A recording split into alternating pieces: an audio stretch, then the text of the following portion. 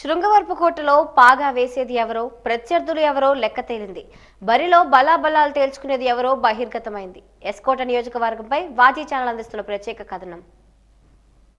1951లో ఆవిర్భవించిన ఎస్కోట నియోజకవర్గంలో తెలుగుదేశం పార్టీ ఆవిర్భవించక ముందు కాంగ్రెస్ పార్టీకి పెట్టని కోటగా ఉండేది. 1952, 55, 62, 67, 72 ఎన్నికల వరకు జనరల్ నియోజకవర్గంగా ఉండేది. 1978లో ఎస్కోట ఎస్టీ నియోజకవర్గంగా మారింది. 2009 ఎన్నికల నుంచి తిరిగి జనరల్ నియోజకవర్గంగా మారింది. ప్రస్తుతం బరిలో ఉన్న ప్రధాన ప్రత్యర్థుల గురించి పరిశీలిస్తే తెలుగుదేశం పార్టీ అభ్యర్థి కోళ్ల లలిత కుమారికి చారిత్రాత్మక రాజకీయ నేపథ్యం ఉంది.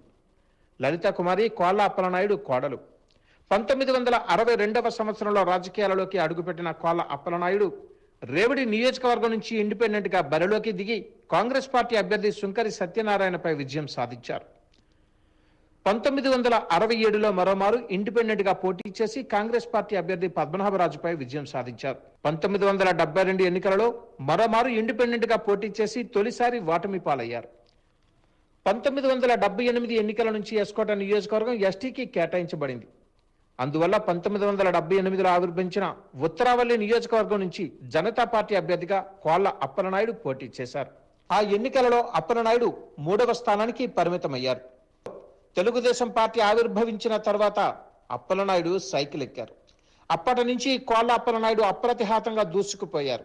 1983, 85, 89, 94, 99 అసెంబ్లీ ఎన్నికలలో తెలుగుదేశం పార్టీ అభ్యర్థిగా విజయ బావుటా ఎగరవేశారు. మొత్తంగా 7 సార్లు అసెంబ్లీ ఎన్నికలలో గెలిచి చరిత్ర సృష్టించారు. కోళ్ల అప్పలనాయుడు రాష్ట్ర దేవాదాయ శాఖ మంత్రిగా కూడా సేవలు అందించారు.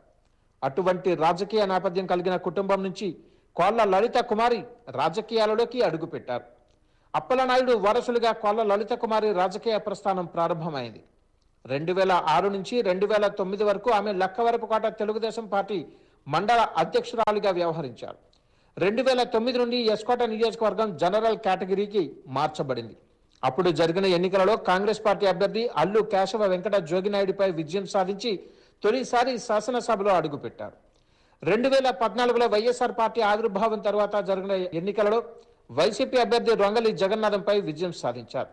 2019లో జరిగిన ఎన్నికలలో ఆమె వైసీపీ అభ్యర్థి కడుబండి శ్రీనివాసరావు చేతిలో ఓటమి పాలయ్యారు.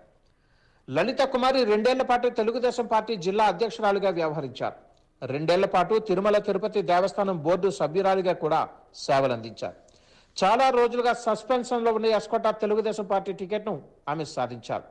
ఇక కడుబండి శ్రీనివాసరావు విషయానికి వస్తే ఆయన ఉన్నత విద్యావంతుడు. కాకినాడ జేఎన్టీయు విశ్వవిద్యాలయంలో బీటెక్ పూర్తి చేసుకుని టెక్సాస్లో ఎంటెక్ పూర్తి చేశారు. 25 ఏళ్ల పాటు సాఫ్ట్వేర్ రంగంలో కొనసాగి రాజకీయాల్లోకి దృష్టి మళ్లించారు.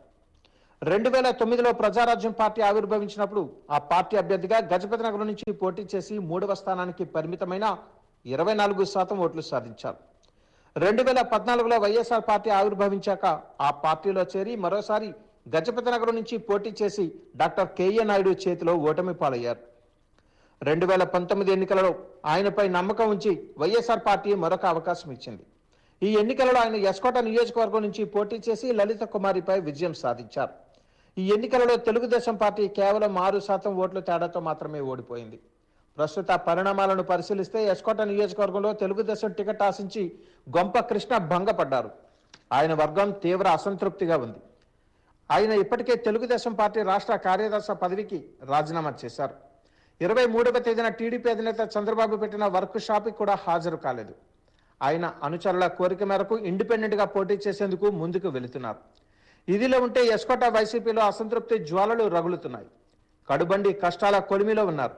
ఇప్పటికే ఇందుకూరు రఘురాజు భార్య ఇందుకూరి సుధారాణి తెలుగుదేశం పార్టీ తీర్థం పుచ్చుకున్నారు. ఇది వైసీపీకి ఆశనీపాతంలా మారింది. రఘురాజుకు వైసీపీ పార్టీ నుంచి ఎమ్మెల్సీ పదవి ఉన్నప్పటికీ ఆయన తన భార్యను తెలుగుదేశం పార్టీలోకి పంపడం చర్చనీయాంశంగా మారింది.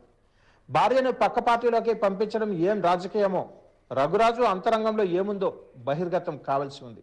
ఏది ఏమైనా ఎన్నికలలో ఎస్కోట నియోజకవర్గంలో తెలుగుదేశం వైఎస్ఆర్ పార్టీల మధ్య నువ్వా నేనా అన్నట్లు ఉందనడంలో సందేహం లేదు.